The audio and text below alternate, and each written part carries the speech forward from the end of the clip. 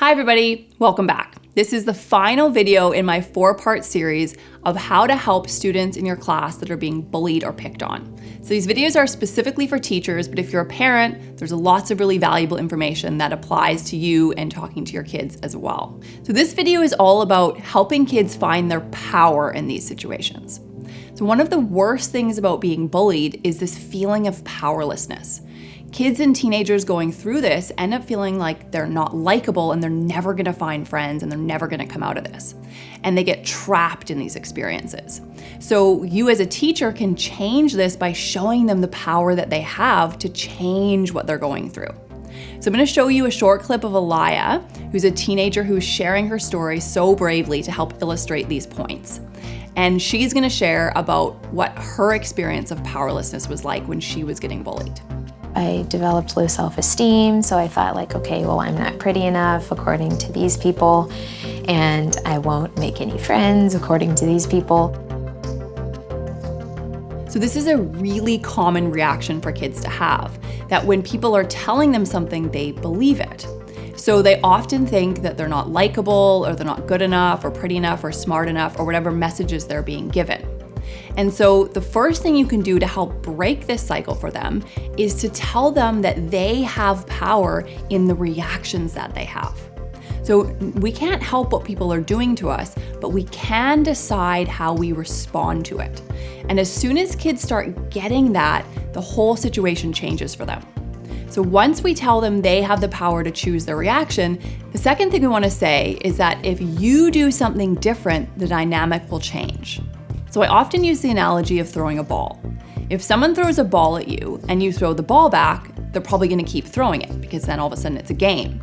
But if you don't throw the ball back, they're gonna get bored and go do something else. Now you wanna reinforce for kids that it's not fair that they have to be the one to change this. The other person really should be changing. If someone's being cruel and unkind, they should change. That would be the right thing to do. But we don't want to let kids get stuck there in that sense of unfairness. We want to help them see that even though the other person should be changing, they still have the power to do something different. And so throwing the ball back or having a reaction could be a lot of different things. It could be getting angry, it could be feeling sorry for ourselves, it could be being isolated in the class. Anything that's a reaction will keep this dynamic going.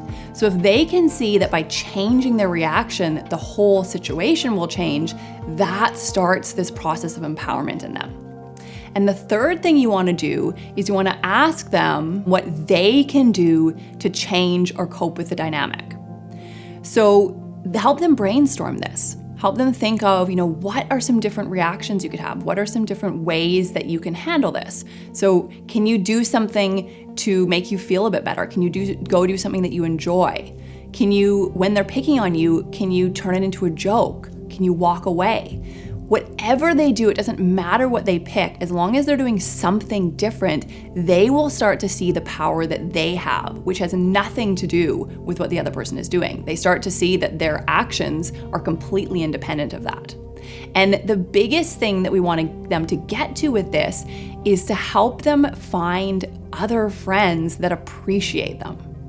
So it's so much easier for young people to get perspective when they have a peer group that understands them and shares their interests and values. Because then all of a sudden they get to see that they don't have to listen to those people that are being mean, because they have this reinforcement of support around them of people that validate who they are as a person. So let's go back to a clip of Alaya who shows the impact this can have and how different she felt as soon as she found this peer group that really got her. I learned that it wasn't my fault because I understood that there's other people who have the same interests as you. And well, there's a lot of people who have the same interests as you just haven't met them yet. And so when you do, it's like a breath of fresh air and you realize, oh, thank God I'm not the only one. So if you can help the students in your class who are getting picked on or bullied see that they have power in this way, not only are you helping them in this situation, but you're actually giving them an incredible skill set for any situation that they go through in life that's hard, because they'll be able to see that no matter what anyone else is doing or saying or what they're going through, they have the power to transform it. And that is probably the most important thing that we can do to help kids with any future mental health concerns that they have. And that's the power you have as a teacher. So if you like these videos, please share them. I want to get this message out to as many teachers as possible. And if you're interested in teacher training, I run them all over the world. So please get in touch through my website at www.openparachuteschools.com. And stay tuned for future videos on other topics of how to support your students. And please let me know, reach out if you have any specific things you want to talk about, because I'm happy to create videos on them. Thanks so much. See you next time.